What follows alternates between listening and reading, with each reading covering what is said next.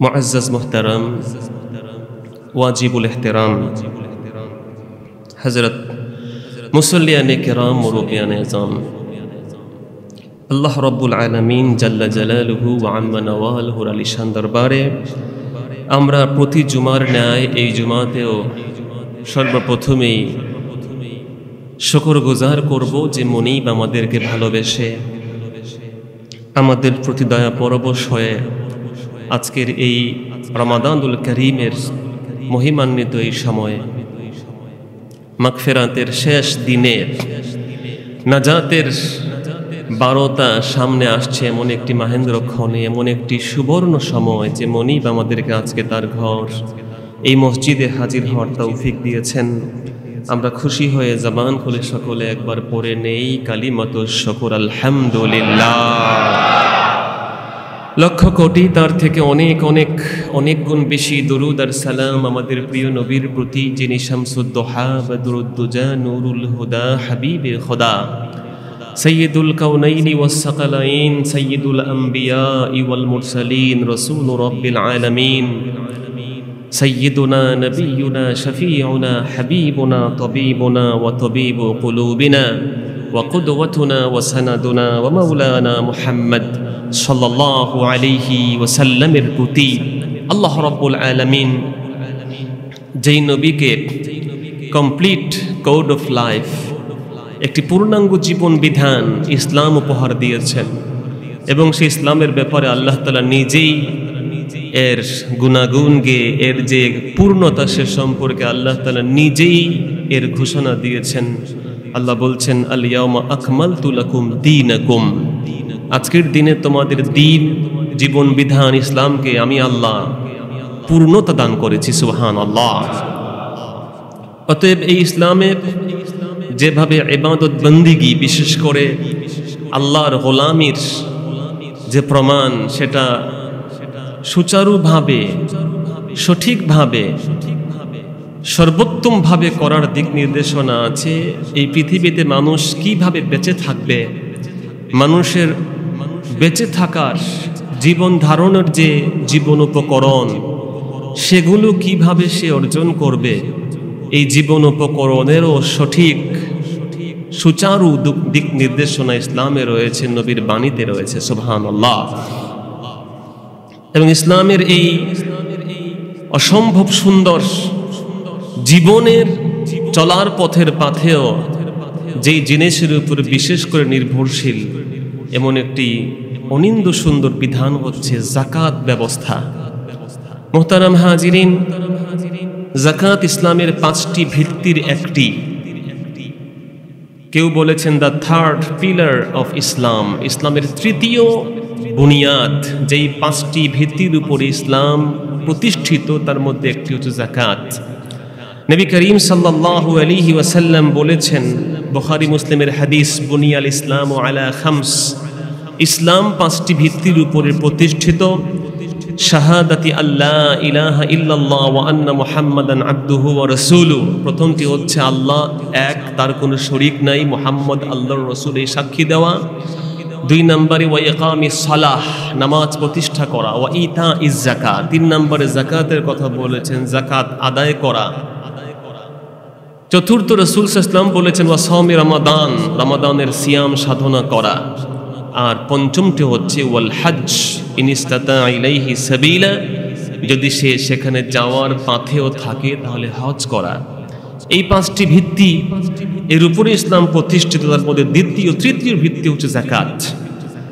যাকাত একটি আরবি শব্দ, কোরআন কারিমে বিভিন্ন মাদ্দা বিভিন্ন শব্দমূল থেকে যাকাতের উল্লেখ কোরআন কারিমে প্রায় 80 বার এসেছে, বলেন সুবহানাল্লাহ।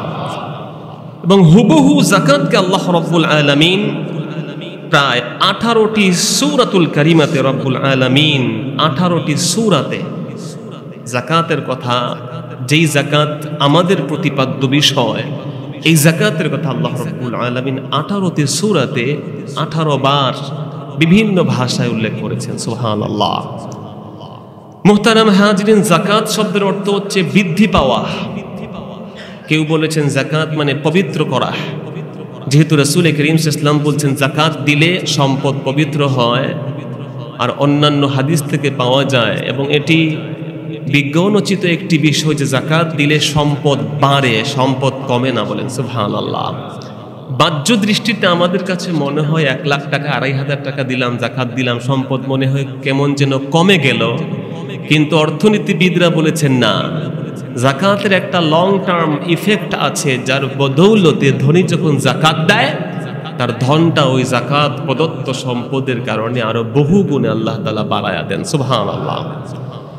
যাকাতের পারিভাষিক সংজ্ঞা সম্পর্কে উলামায়ে কেরাম বলেছেন, তামলিকু জুজই মালিন মখসুস মিন মালিন মখসুস লি শাখসিন মখসুস আয়্যানাহু শারি লিওয়াজহিল্লাহি সুবহানাহু ওয়া তাআলা। এর অর্থ হলো যাকাত হচ্ছে তামলিক, মালিক বানিয়ে দেওয়া, জুজই মালিন মখসুস, নির্দিষ্ট কিছু মাল থেকে কিছু মালকে মালিক বানিয়ে দেওয়া।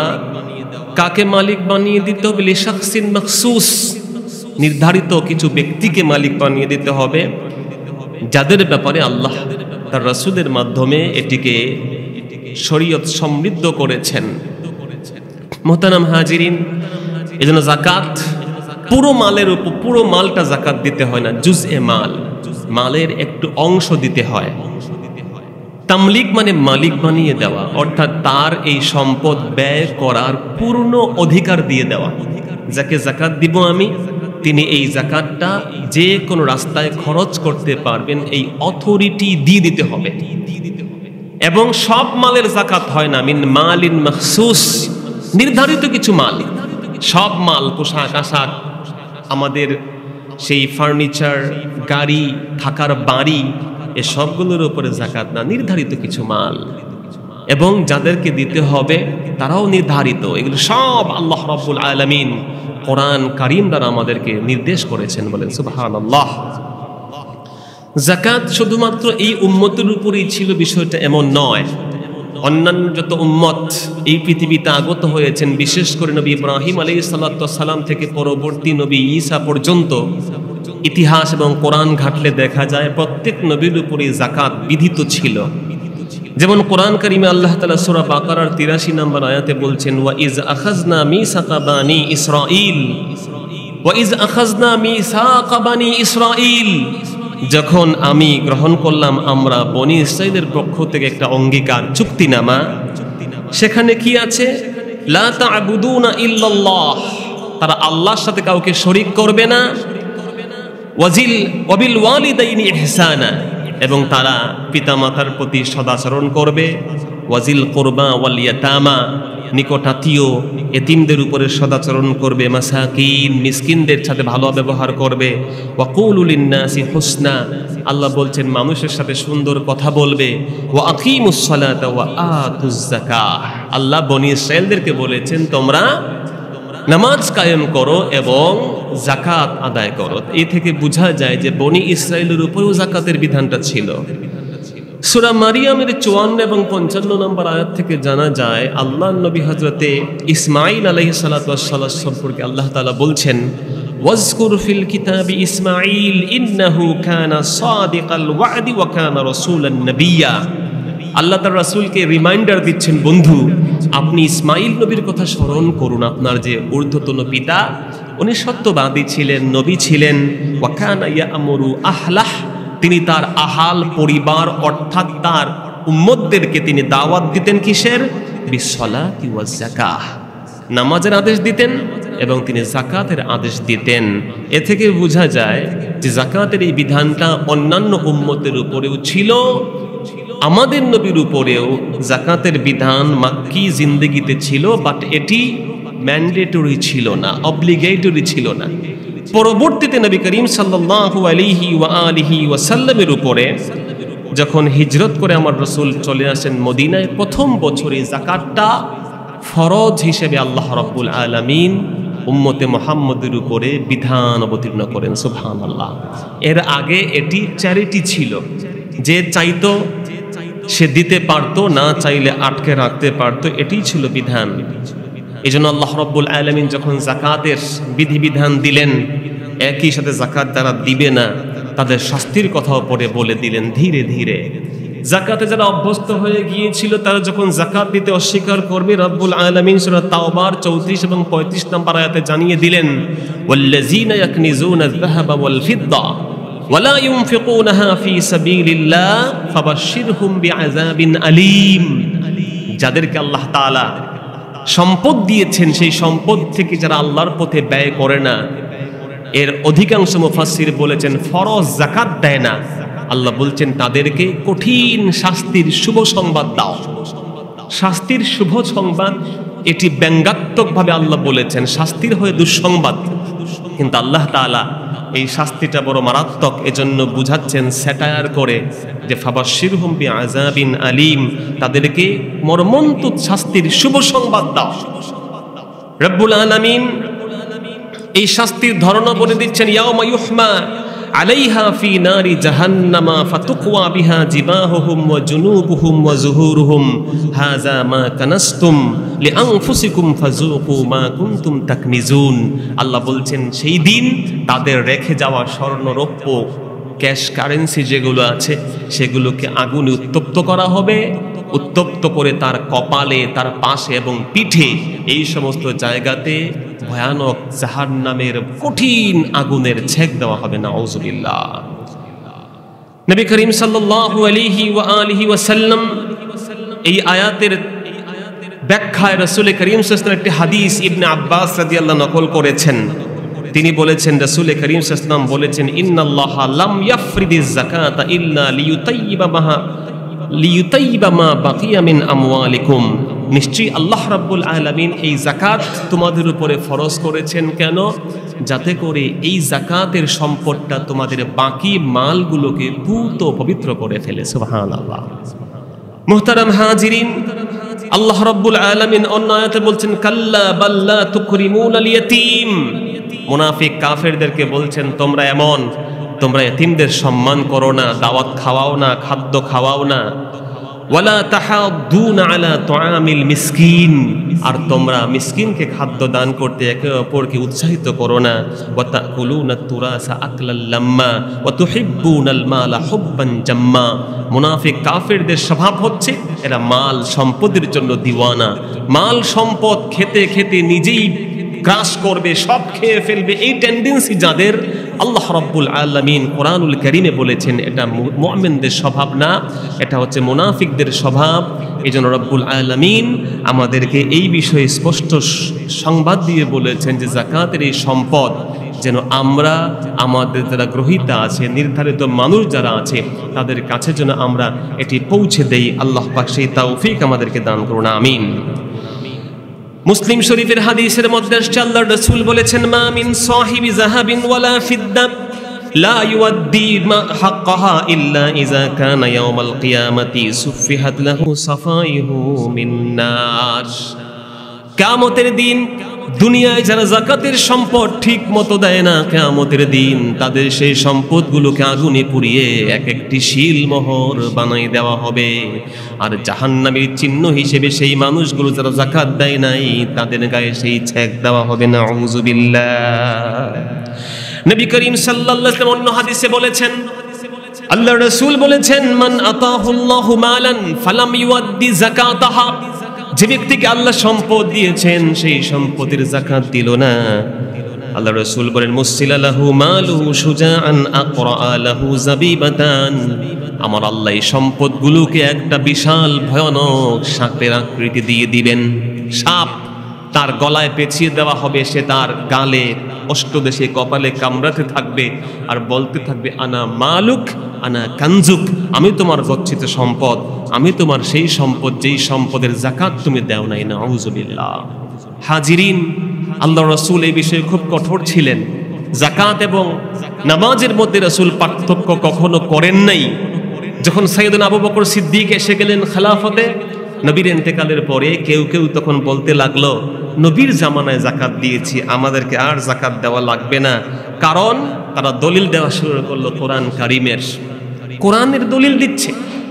এই কোরআনের দলিল দিতে গিয়ে তারা বলছে যে আল্লাহ রাব্বুল আলামিন বলছেন, খুয মিন আমওয়ালিহিম সাদাকাতান তুতাহহিরুহুম ওয়া তুযাক্কিহিম তো ওয়াতুযাক্কিহিম বিহা ওয়া সাল্লি আলাইহিম ইন্না সালাতাকা সাকানুন লাহুম।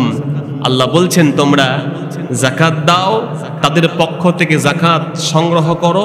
এই যাকাত সংগ্রহ করলে কি হবে? তোমাদের যাকাত ওই যাদের কাছ থেকে নেওয়া হবে তাদেরকে পবিত্র করবে, তাদের অন্তরকে পরিশুদ্ধ করবে। আর হে রাসূল ওয়াসাল্লি আলাইহিম, যারা যাকাত দেয় তাদেরকে আপনি তাদের জন্য দোয়া করেন, তাদের জন্য আপনি শান্তির সুবাতাসের শুভ সংবাদ দেন। নিশ্চয়ই আপনার যে দরুদ, আপনার যে শান্তির বার্তা, এটা তাদের জন্য আল্লাহর পক্ষ থেকে প্রশান্তি নিয়ে আসবে। সুবহানাল্লাহ। কিছু কিছু লোক এই আয়াতকে দলিল বানিয়ে তারা বলল আল্লাহর রাসূল যাকাত যারা দিবে তাদের জন্য দোয়া করবেন। তো আল্লাহর রাসূল তো এখন নাই, তো আল্লাহর রাসূলের দোয়া আমরা পাবো কোথায়? আমাদের যাকাত না দিলেও চলবে? বলেন নাউজুবিল্লাহ। সেই সমস্ত কিছু অতি বিবেচক, অতি গবেষক যারা অতি গবেষণা করে ইসলামের মধ্যে নতুন নতুন বিষয়গুলোকে ইনক্লুড করে, উম্মার মধ্যে এক দুইটা হাদিস কোরআনের আয়াত পেলেই ফিতনার সূচনা করে দেয়। ব্যতিক্রম কিছু করতে পারলেই নিজের মধ্যে একটা ক্রেডিট জাহির করার চিন্তা ভাবনা থাকে। এই টেন্ডেন্সি আমাদের সমাজে অনেকের মধ্যে আছে। হাদিসে একটা আমল চলছে এক সমাজে, আমি একটা হাদিস পেয়ে গেলাম তো ব্যাস এটার উপরে আমল করা শুরু করে দিলাম। না ভাই, এটা করবেন না। হাদিস ওটার উপরে কার্যকারিতা আমল আছে কিনা জানবেন, ব্যাখ্যা জানবেন। এই হাদিস আপনিই প্রথম পান নাই, এই হাদিস তো যুগ যুগ থেকে ওলামায়ে কেরাম পেয়েছেন, তারা কি ব্যাখ্যা নিয়েছেন, কি আমল করেছেন জানবেন। এই জন্য আল্লাহর রাসূল ইসলামের পরে আবু বকর সিদ্দিক বললেন আল্লাহর কসম, যারা যাকাত দিতে অস্বীকার করবে লা উকাতিলান্না মান ফাররাকা বাইনাস সালাতি ওয়াজ যাকাত, যাকাত যারা দিবে না তাদের বিরুদ্ধে আমি জিহাদ ঘোষণা করলাম। ওমর ইবনে খাত্তাব বললেন কি ব্যাপার? রাসূল না বলেছেন হাত্তা ইয়াকুলু আশহাদু আল্লা ইলাহা ইল্লাল্লাহ ওয়া আন্না মুহাম্মাদুর রাসূলুল্লাহ, যারা নাকি লা ইলাহা ইল্লাল্লাহ মুহাম্মাদুর রাসূলুল্লাহ বলবে তাদের বিরুদ্ধে যুদ্ধ করা যাবে না। রাসূল বলেন নাই, আপনি কেন যুদ্ধ করবেন? সাইয়েদনা আবু বকর সিদ্দিক তখন বললেন খোদার কসম, নবীর জামানাতে যারা যাকাত দিত, যদি একটা রশিও উটের রশিও না দেয়, রাসূলের জামানায় দিত, আমাকে না দেয়, আমি তার বিরুদ্ধে জিহাদ করব। কেননা সে নামাজ এবং যাকাতের মধ্যে পার্থক্য সূচনা করেছে, অথচ দুটোর উপরেই ইসলাম প্রতিষ্ঠিত। বলেন সুবহানাল্লাহ। আবু বকর সিদ্দিকের এই ইজতিহাদ সঠিক ছিল। ওমর ইবনে খাত্তাব রাদিয়াল্লাহু মাথা নিচু করে তা মেনে নিয়েছেন এবং ওমর ইবনে খাত্তাব বলেছেন আবু বকর সিদ্দিক এই ঘোষণা না দিলে ইসলাম সেই সময় চূর্ণ বিচূর্ণ হয়ে যেত। আল্লাহু আকবার। কারণ ইসলামী অর্থনীতির মূল মেরুদণ্ড হচ্ছে এই যাকাত, যে যাকাতের মাধ্যমে ধনী গরিবের বৈষম্য কমে। 2016 সালে দৈনিক ভোরের কাগজ একটা রিপোর্ট করেছিল, বাংলাদেশের মানুষের যেই টাকা 2016-এর কথা বলছি ভাই, তাতে 25,000 কোটি টাকা প্রতি বছর বাঙালি ধনী মানুষের যাকাত হয়। 25,000 কোটি টাকা। পদ্মা সেতু বানাইতে লেগেছে 30,000 কোটি টাকা। তো এক বছরের যাকাত আমাদের সম্পদে কি পরিমাণ যাকাত দিতে হয় সেটি হচ্ছে 25,000 কোটি টাকা। এবং 2018 সালে আমাদের ভূমিমন্ত্রী তিনি একটা ভাষণ দিয়েছিলেন সংসদ ভবনে, সেখানে তিনি বলেছিলেন বাংলাদেশে ভূমিহীন পরিবার আছেন 16,94,000, ধরলাম 17 লক্ষ পরিবার যারা ভূমিহীন, বাস্তুহারা, যাদের কোনো শেল্টার নাই। তিনি হিসেব করে যেই সংখ্যা বের করেছেন, ইসলামী গবেষকরা দেখিয়েছেন 25,000 কোটি টাকা। ধরলাম এই 16 লক্ষ গরিব মানুষকে, 17 লক্ষ গরিব মানুষকে বন্টন করে দিলে এক একজন মানুষ প্রায় 15 লক্ষ টাকার মালিক প্রতি বছর হতে পারে। সুবহানাল্লাহ।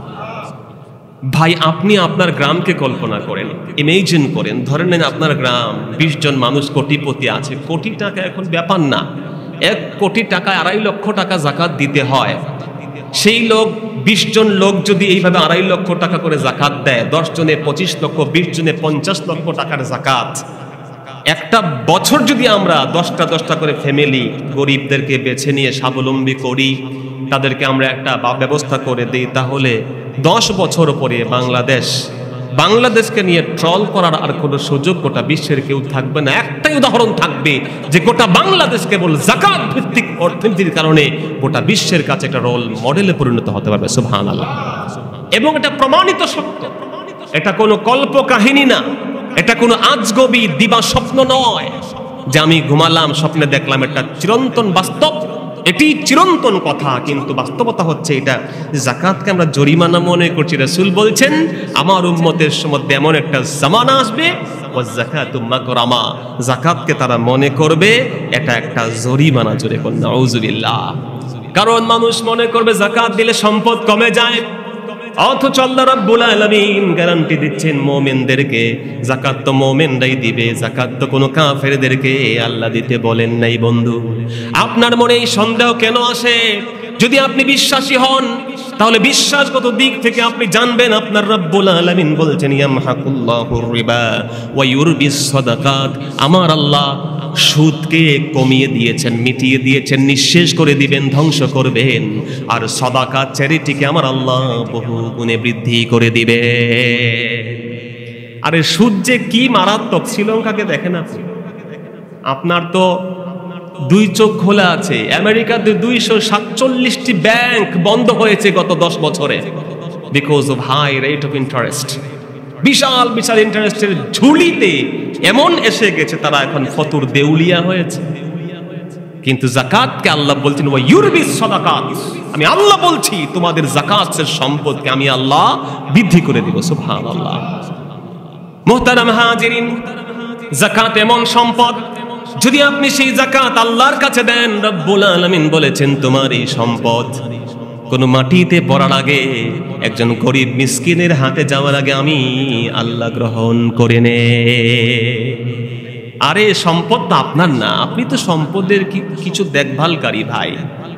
আপনাকে আল্লাহর কসম করে বলি ভাই, আপনি যখন চলে যাবেন, শ্বাসটা বন্ধ হয়ে যাবে, আপনার সম্পদ, আপনার পরিবার সব রিটার্ন আসবে, যাবে শুধু নেক আমল আপনার সাথে কবরে।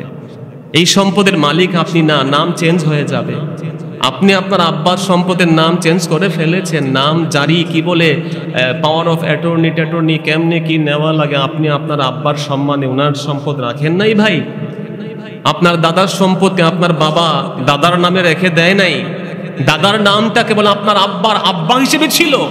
আপনিও আপনার আব্বার নাম রাখবেন শুধুমাত্র আপনার আব্বার পরিচয় হিসেবে। আপনার সন্তান আপনার বাবার নামও আপনার সন্তানের সেই নামের সাথে রাখবে না। এই জন্য হাজিরিন, যেই সম্পদটা আমরা দিলাম, যা রেখে গেলাম, এটি আমার ইনভেস্টমেন্ট, এটি আমার পরকালের নাজাতের জরিয়া। সন্তান সে সম্পদ দিয়ে কি করবে সেটা সে জানে। আল্লাহ বলছেন আলাম ইয়ালামু আন্নাল্লাহা হুয়া ইয়াকবালুত তাওবা মিন ইবাদিহি ওয়া ইয়াখুযুস সাদাকাত। আমার বান্দারা কি জানে না তারা যে সম্পদ দেয়, এই সম্পদ তো গরিবকে দিচ্ছে না, এই সম্পদ তো মিসকিনকে দিচ্ছে না, এই সম্পদ তো অসহায় অনাথ নিরন্ন মানুষকে দিচ্ছে না, আমি আল্লাহর কাছে সম্পদকে জমা দিচ্ছে। সুবহানাল্লাহ।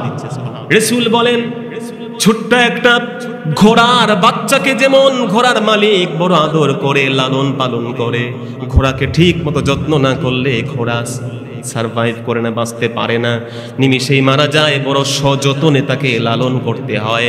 আমার রব্বুল আলামিন ঠিক তেমনি করে একজন বান্দার দানের সম্পদকে লালন করতে থাকে ভাই। কিন্তু আল্লাহর যে এই বৃত্তিটা, এটা প্রবৃত্তিটা লং টার্মে হয়।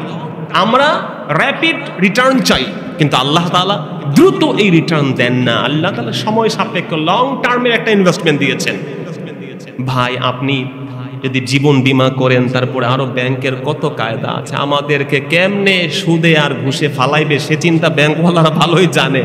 কেমনে আপনাকে বেশি খরচ করাবে, ক্রেডিট কার্ড দিয়ে, এটা দিয়ে, ওইটা দিয়ে, নানান টেপে আপনাকে ফেলবে। কিন্তু আল্লাহ তাআলার কোরআনে আল্লাহ তাআলা যে বিধান দিয়েছেন, ব্যাংকে যত লম্বা সময় দিবেন ইন্টারেস্ট, বা আমরা মুনাফাই বলি, ইসলামী ব্যাংকে কিন্তু সুযোগ আছে, মুনাফার হার বেশি। 25 বছর হলে ডবল, কোয়াড্রাবল, 50 বছর মানুষ বাঁচবে কয়দিন সেই চিন্তায় নেই, মাগার রাখতেছে টাকা, রাখি 25 বছর পরে দ্বিগুণ হয়ে যাবে। আপনি তো সাথে সাথে এই জায়গাতে আপনি নিচ্ছেন না। আল্লাহ কি বলেছেন? মাসালুল্লাযিনা ইউনফিকুনা ফি সাবিলিল্লাহ, যারা আল্লাহর পথে সম্পদ দান করে তাদের উদাহরণ কেমন? কামাসালি হাব্বা, কেমন যেন একটা ছোট্ট বিচি, একটা ছোট্ট দানা। ওই ছোট্ট দানা যখন সে রোপণ করে, রব্বুল আলামিন বলছেন সেই ছোট্ট দানা যখন রোপণ করে, আম্বাতাত সাবআ সানাবিলা, ছোট্ট সেই একটা ধানের বিচি থেকে 7টি কলি বের হয়ে যায়, 7টি শাখা বের হয়। ফি কুল্লি সুমবুলাতিন মিআতু হাব্বা, প্রত্যেকটা প্রত্যেকটি ওই শাখা প্রশাখায় আরো 100 টুকরি দানা, একটা ধানের ছোট্ট বিচি থেকে 700 ধানের বিচি আল্লাহ রাব্বুল আলামিন বান্দাকে দুনিয়াতেই দেন, তার প্রমাণ দিয়েছেন। সুবহানাল্লাহ। আল্লাহ বলছেন যেমন একটা ছোট্ট দানা থেকে তোমার সেই দানাকে যখন তুমি লালন পালন করবে, তোমার ওই যেমন 700 দানা ধানের 700টা ধানের ছোট্ট ছোট্ট কণা তৈরি হয়, রব্বুল আলামিনের পথে বান্দা যখন দান করে ঠিক তদ্রূপ আল্লাহ বাড়ায়া দেন। সুবহানাল্লাহ। আল্লাহ আরো বলেছেন যে আল্লাহু ইউদাইফু লিমান ইয়াশা ওয়াল্লাহু ওয়াসিউন আলিম, আল্লাহ চাইলে এর থেকেও বাড়াইতে পারেন। সুবহানাল্লাহ। তা আপনি কোন ব্যাংকে রাখলে 700 গুণ পাইবেন ভাই, ডবল পাবেন। জীবন আপনার 25 বছর কাটাইলে, কিন্তু আল্লাহ ডবল না, ট্রিপল না, এর বেশি 700। আরো চাইলে আমি আল্লাহ যদি দেখি বান্দা আমার জন্যই দান করছে, কাউকে দেখায় নাই, গোপনে গোপনে করেছে আমার সন্তুষ্টির জন্য, আমি আল্লাহ এর থেকেও বাড়া দেবো। সুবহানাল্লাহ। এবং সম্পদ ইমানদারদের জন্য এই সিস্টেমটি মনে রাখতে হবে যে ইমানদার আল্লাহর বিশ্বাসী, এই বিশ্বাস করতে হবে যে আমার সম্পদ যখন দিয়েছি এই দানের কারণে সম্পদ কমে না, সম্পদ কমতে পারে না, বরং আল্লাহ বলেছেন সম্পদকে আমি আল্লাহ বাড়ায়া দেব। সুবহানাল্লাহ। রব্বুল আলামিন আরো বলেছেন, শোনো আমার গোলাম, ওয়াল মুকিমিনাস সালাতা ওয়াল মুতুনাজ যাকাতা ওয়াল মুমিনুনা বিল্লাহি ওয়াল ইয়াউমিল আখির উলাইকা সানুতিহিম আজরান আযীমা। যারা নামাজ পড়ে, আল্লাহতে বিশ্বাস করে, যাকাত দেয়, পরকাল এবং রব্বুল আলামিনে বিশ্বাস করে যাকাত দেয়, আমি রব্বুল আলামিন কিয়ামতের দিন তাদেরকে বহু বহু গুণ বাড়ায় দিয়ে দিব। আমার ওয়াদায় কোনো লস নাই, লস প্রজেক্ট কোনো শব্দই নাই, এটা আমি আল্লাহ রব্বুল আলামিন বাড়িয়ে দেব আমার গোলামকে। এটি বিশ্বাসগত বিষয় ভাইয়েরা। যদি আপনি চিন্তা করেন যে না, বাহ্য বস্তুগত চিন্তা করেন যে না আমার সম্পদ বাড়ে কেমনে, আপনি চিন্তা করেন আপনি যখন কাউকে যাকাত দিবেন, কিছু মানুষকে আপনি স্বাবলম্বী করবেন। আপনার ফর এক্সাম্পল পলওয়েল মার্কেটের দোকান আছে, অনেক দামি আসবাব সাজিয়েছেন, ক্রেতা কারা কিনবে বলেন তো? আপনার সমমূল্যের লোকজন তো আরো উন্নত মার্কেটে যাবে, আরো যাবে সিঙ্গাপুরে মার্কেট করতে, ইন্ডিয়াতে গিয়ে হোটেলেও জায়গা না পেলেও রাস্তায় ঘুমাইবে, বাট ইন্ডিয়াতে মার্কেটিং করবে, এই চিন্তা আমাদের জনগণের। কিন্তু আপনার এই ক্রেতা বাড়বে তখন যখন আপনি যাকাত দিবেন, মানুষের ক্রয় ক্ষমতা বাড়বে, মানুষের মধ্যে যখন আপনার ব্যবসায়ী ওই মাল কেনার মতো যোগ্যতা তৈরি হবে, তখনই না আপনার দোকানে আসবে। যখন আপনি আপনার ওই যাকাতের সম্পদ দিয়ে একজনকে স্বাবলম্বী করবেন, তখন মানুষের মধ্যে যখন এই ক্রয়ের ক্ষমতা, এক্সপেন্স করার যে ক্ষমতা ক্রিয়েট হবে, তখনই কিন্তু ইনভেস্টমেন্টটা আপনার এই সম্পদকে আরো বাড়াবে, আপনারা লাভবান হবেন। দিয়েছেন ভাই আল্লাহর ওয়াস্তে, ভালো মতো শুনে 1 লাখ টাকা, 2.5 টাকা, আপনি কি বিশ্বাস করেন আপনার এই 1 লাখ টাকা 97,000 কি বলে সামথিং 500 টাকা যে আপনি ইনভেস্ট করেছেন আপনার সম্পদ, ওই রকম অসংখ্য যাকাতের গ্রহীতা যখন সম্পদের মালিক হবে, আপনার ওই 97,000 টাকা আল্লাহ আপনাকে আরো 10,000 টাকার ইনভেস্টমেন্ট কি বলে প্রফিট আল্লাহ এনে দিবেন। সুবহানাল্লাহ। এটি বাই রোটেশন, বাই সিকুয়েন্স ঘটে, এটা প্রমাণিত সত্য, এক মহাসত্য। মানুষ একাই যদি বড় লোক হতে থাকে এ দ্বারা কোনো মানুষের উন্নতি হয় না। যখন মানুষের মধ্যে সেই ব্যয়ের ক্ষমতা আসে, কেনার ক্ষমতা আসে, মানুষের মধ্যে যখন চলাফেরার একটা স্বাবলম্বিতা আসে, তখন মানুষের মধ্যে আরো উন্নতি, অগ্রগতি বেড়ে যায়। এটা সামাজিক যারা এই দর্শন নিয়ে পড়াশোনা করেন তারা এটা স্বীকার করতে বাধ্য হয়েছেন। মুহতারাম হাজিরিন, অতএব যাকাত দিলে সম্পদ কমে, এটা ভুল ধারণা, এটা মিথ্যা ধারণা, এটা কাফের মুশরিকদের মস্তিষ্ক প্রসূত ধারণা। বরং যাকাত যখন আপনি দিবেন, সম্পদ যখন দিবেন, চ্যারিটি যখন করবেন, তত বেশি রব্বুল আলামিন আখিরাতে দুনিয়াতে উভয় জাহানে আপনার সম্পদের প্রবৃদ্ধি দিয়ে দিবেন। সুবহানাল্লাহ। দেশ আরো উন্নত হবে, দেশের মধ্যে আরো ট্রানজ্যাকশন বাড়বে। আপনি যখন এই দেশের মানুষের আরো উন্নয়নের পথের অগ্রগতি এগিয়ে দিবেন, তখন দেখবেন আপনার যখন ক্রয় ক্ষমতা মানুষের বাড়বে। একটা শার্ট আনতে আগে ট্যাক্স দেওয়া লাগতো ফর এক্সাম্পল 100 টাকায় 20 টাকা, 10 টাকা, তখন দেখবেন আরো যখন উন্নয়নের সাথে মালগুলো আসবে, তখন আপনার ট্যাক্স 2 টাকা দিলে চলবে, আরো কম দিলে চলবে। এই যে একটা বিশ্ব ব্যবস্থা যখন তৈরি হয় মানুষের মধ্যে, এই যাকাত এক আমূল পরিবর্তন করতে পারে, এতে কোনো সন্দেহ নাই। যাকাত কারা দিবেন? মুহতারাম হাদিন, যাকাত তারাই দিবেন যারা মুসলমান, সুস্থ মস্তিষ্ক, যারা বালেগ, যাদের উপরে নেশাব পরিমাণ সম্পদ আছে তারাই জাকাত দিবেন। অমুসলিম যারা, নাবালেগ যারা, তারা জাকাত দিবেন না। নেশাব পরিমাণ সম্পদ, নেশাব বলতে কি বোঝায়?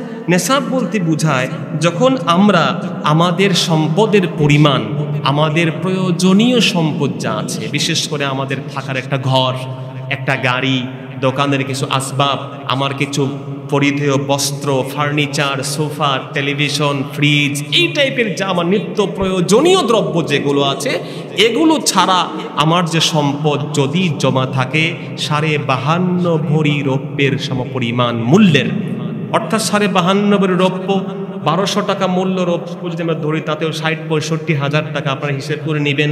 60-62 হাজার টাকা থাকলেই আমাকে জাকাত দিতে হবে, এবং সেটার জন্য নিয়ম হচ্ছে 1 বছর থাকতে হবে আমার কাছে। নবী করিম সাল্লাল্লাহু আলাইহি সাল্লাম বলেছেন যে লা যাকাতা ফি মালিন হাত্তা ইয়াহুলা আলাইহিল হাউল। 1 বছর চন্দ্র ক্যালেন্ডার, চন্দ্র বছর লোনার ক্যালেন্ডারে, অর্থাৎ আমাদের সৌরবর্ষের থেকে চন্দ্রবর্ষ 11 দিন কম, এই চন্দ্র বৎসরে যে মানুষের কাছে গচ্ছিত সম্পদ 52.5 ভরি রৌপ্যের সমমূল্যের থাকবে, টাকা থাকুক, স্বর্ণ থাকুক, রৌপ্য থাকুক, তার ফিক্সড ডিপোজিট থাকুক, প্রভিডেন্ট ফান্ড থাকুক, ইনভেস্টমেন্টের টাকা থাকুক, দোকানের মাল থাকুক, এই মূল্য যদি এমন হয় 52.5 ভরি রৌপ্যের সমমূল্যের সমান, তাহলে তাকে জাকাত দিতে হবে। মুহতারাম হাদিস শরীফে রাসূল সাল্লাল্লাহু আলাইহি ওয়াসাল্লাম দুটো স্ট্যান্ডার্ড দিয়েছেন, একটা হচ্ছে স্বর্ণ আর একটা রৌপ্য। স্বর্ণ হচ্ছে 7.5 ভরি, নবীর জামানায় 7.5 ভরি স্বর্ণ আর 52.5 ভরি রৌপ্যের মূল্য সমান ছিল। কিন্তু কালের বিবর্তনে রৌপ্যের মূল্য কমে যাওয়ার কারণে 52.5 ভরি রৌপ্যের মূল্য আমরা একটু আগেই বলেছি 60-62 হাজার টাকা, আর 7.5 ভরি স্বর্ণের মূল্য 3-4 লাখ টাকা। এখন আমরা কোনটা ধরব? ওলামায়ে কেরাম বলেছেন সবচেয়ে নিচে যেটা ধরেন, নিচে ধরলে দুইটা উপকার হবে। একটা হলো জাকাত না দেওয়ার যে ঝুঁকি, তা থেকে বাঁচবেন, আহওয়াত, বেঁচে যাবেন। জাকাত দিচ্ছেন, আল্লাহর ওয়াইদ থেকে বাঁচবেন। দ্বিতীয়টা আনফা, গরিব, মিসকিন, এতিম, অসহায় মানুষ আছে, তাদেরকে যত বেশি মানুষের উপরে জাকাত দেওয়া সুযোগ হবে, গরিব মানুষরা তত বেশি উপকৃত হবে। এই জন্য জাকাত কেউ যদি মনে করেন আমি স্বর্ণেরটাই ধরবো, রৌপ্যেরটাই দিব না, তাহলে সে তার ব্যাপার, আল্লাহর কাছে এই বিষয়টার মামলা আল্লাহর কাছে থাকবে, আমরা তাকে ভৎসনা করতে পারবো না। রাসূল যেহেতু বলেছেন, রাসূল বলেছেন নবীর জামানায় 3.5 কেজি 300 গ্রাম খেজুর, তার যে মূল্য ছিল, পনির, কিশমিশ আর আধা সা 1 কেজি 800 গ্রাম আটার মূল্য সমান ছিল। মানে আটাটা ইম্পোর্ট হতো মদিনায়, আটা, গম, এগুলো রাসূলের ওই জামানায় মদিনার কোনো প্রোডাক্টিভ ফসল ছিল না, এগুলো ইম্পোর্ট হতো। এত দাম ছিল যে 3-3.5 কেজি খেজুর দিয়ে, পনির দিয়ে, কিশমিশ দিয়ে এর অর্ধেক পরিমাণ আমরা আটা সাহাবায়ে কেরাম রাসূলের জামানায় কিনতে পারতেন। এখন তো 1 বোতল সৌদি আরবে পানি নিয়ে বাংলাদেশ থেকে গেলে 1 বোতল আপনাকে পেট্রোল দিয়ে দিবে, কারণ সেই দেশে পেট্রোলের মূল্য খুবই তুচ্ছ তাদের কাছে। তার মানে সেই জন্য রাসূল ইসলাম কি বলেছেন, ফেতরা যারা দিবে এই সমস্ত খাদ্য বস্তু দিয়ে দিবে, খেজুর দিয়ে দিবে, পনির দিয়ে দিবে, কিশমিশ দিয়ে দিবে। দিলে কতটুকু দিবে? 3 কেজি 300 গ্রাম বা 1 সা পরিমাণ দিবে। আর আটা দিয়ে দিলে কতটুকু দিবে? আধা সা, তার মানে হচ্ছে এর অর্ধেক, 1 কেজি 800 গ্রাম উদাহরণস্বরূপ বললাম, এইটুকু সম্পদ সে দিবে। কিন্তু আজকের বাজার ঘাটে এই মূল্য কিন্তু অনেক কমে গেছে আটার। আমাদের দেশে খেজুর, কিশমিশ, পনিরের থেকে আটার, গমের মূল্য একেবারে তুচ্ছ।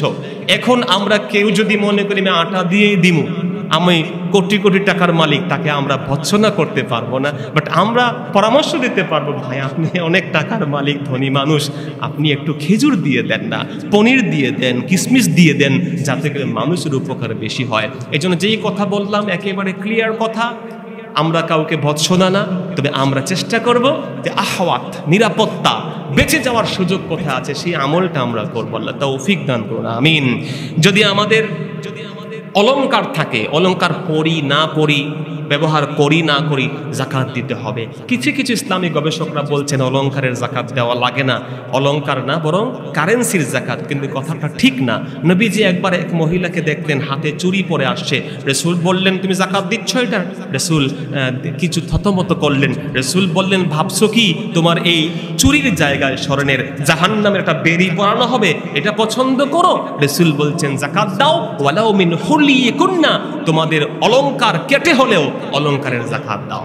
এজন্য জাকাত অলংকারেরও দিতে হবে, এবং স্ত্রীরা মালিক যেহেতু স্ত্রীরাই অলংকারের জাকাত দিবেন। স্বামীরা দিলে আলহামদুলিল্লাহ, নিয়ত করে দিলে স্ত্রীকে জানিয়ে যে বউ তোমার সম্পদের জাকাত কিন্তু আমি দিচ্ছি, আদায় হবে, অসুবিধার কিছু নাই। আর স্ত্রীরা ইনকাম সোর্স নাই, দিবেন কোথা থেকে?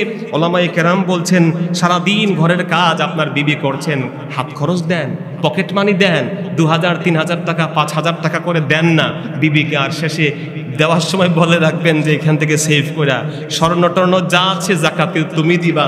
এই ধরনের একটা সম্পর্ক, সুসম্পর্ক এখন থেকে তৈরি করবো, যে বছর শেষে তোমার অর্নামেন্ট তুমি পরবা আর জাকাত দিব আমি। এটা কেমন ব্যবহার? বরং তুমি তোমার জাকাতটা দেবে। এই ধরনের একটা সুন্দর ব্যবস্থা করা যায়। আর স্বামী যদি দিয়ে দেন আলহামদুলিল্লাহ, এটা আদায় হবে, এটা স্বামীর জন্য অনেক বরত্ব। আলহামদুলিল্লাহ, পুরুষরা তো আমরা অনেক কিছুই করছি, আমাদের বোনরা অনেক কিছু বুঝেন না, তারপরে মনে করছেন যে আমাদের অধিকার ক্ষুণ্ণ করা হচ্ছে, আটকে রাখা হচ্ছে, এটা সেটা। কিন্তু একটা পরিবার, একটা সংসারকে চালানো যে কত কষ্ট একজন পুরুষ মানুষ সেই বুঝে। আল্লাহ পাক আমার সব ভাইদেরকে, এই রকমের বিনয়ী ভাইদেরকে, এই সমস্ত উদার মন মানসিকতার ভাইদেরকে আল্লাহ কবুল আর মঞ্জুর করুন, আমিন। মোহতারাম হাজিরিন, একইভাবে আমাদের যে সম্পদগুলো সমিতিতে আছে, আমাদের দোকানের যে মাল আছে, ওই মালগুলো হিসেব করে আমরা তার উপরে জাকাত দিব 2.5%, শতকরা 2.5% সম্পদ আমরা আল্লাহর পথে জাকাত দিব। ঋণ কারো কাছে পাওনা আছে, ঋণ পাওনা থাকলেও যদি এটা পাওয়ার সম্ভাবনা 100% থাকে, তাহলে আমরা তারও জাকাত দিব। কেউ ঋণ পাই, দিতে পারে নাই, কাটাই ফেলি, এক কাজ করি, ওর কাছে 20,000 টাকা পাই, দিতে পারতেছে না, জাকাত বাবদ কেটে দেই। ভাই, হবে না, কারণ জাকাতের নিয়ত শর্ত, নিয়ত করতে হবে। যখন দিচ্ছেন তখন নিয়ত করতে হবে। নিজের জাকাত কাকে দিবেন? আল্লাহ রাব্বুল আলামিন সেই খাতগুলো বলে দিয়েছেন, ইন্নামাস সাদাকাতু লিল ফুকারা, ফকিরদেরকে দিবেন, মিসকিনদেরকে দিবেন, ওয়াল আমিলিনা আলাইহা। ইসলামী রাষ্ট্রে যারা জাকাতের মাল সংগ্রহ করে তাদেরকে পারিশ্রমিক হিসেবে জাকাতের থেকে কিছু পারিশ্রমিক দেওয়া যাবে। ওয়াল মুআল্লাফাতি কুলুবুহুম, ইসলামের দিকে আকর্ষণ করার জন্য কিছু মুসলিমদেরকে জাকাত দেওয়া যাবে। যদিও শরীয়তের অনেক প্রাজ্ঞ আলেমরা বলেছেন ইসলাম যখন স্বাবলম্বী হয়েছে তখন এই খাতটা আর বাকি ছিল না। ওয়াফির রিকাব, দাস আজাদের ক্ষেত্রে জাকাত দেওয়া যাবে। ওয়াল গারিমিন, ঋণগ্রস্ত ব্যক্তিকে জাকাত দেওয়া যাবে।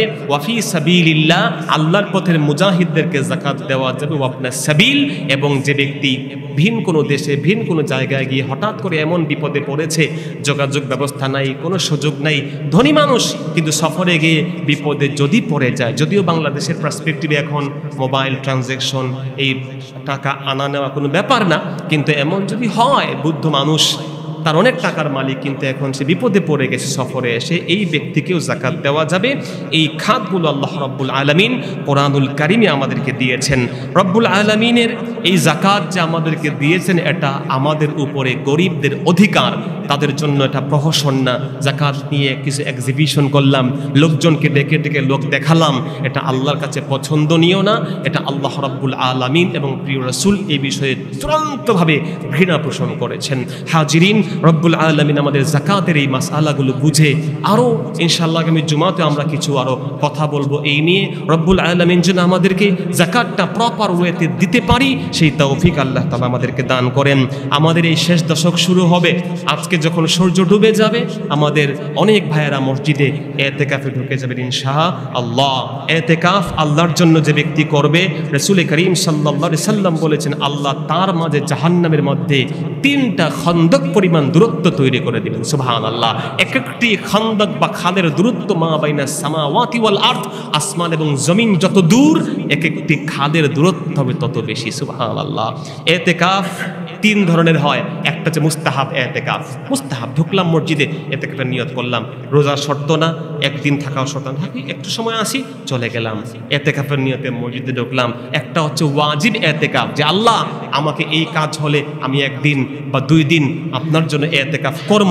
যদি আপনি কোনো মান্যত করেন, নিয়ত করেন, শপথ করেন, তাহলে ওয়াজিব হয়ে যাবে। এবং এই ওয়াজিব এতেকাফে রোজা সহ এতেকাফ করতে হবে দিন এবং রাত 24 ঘন্টা।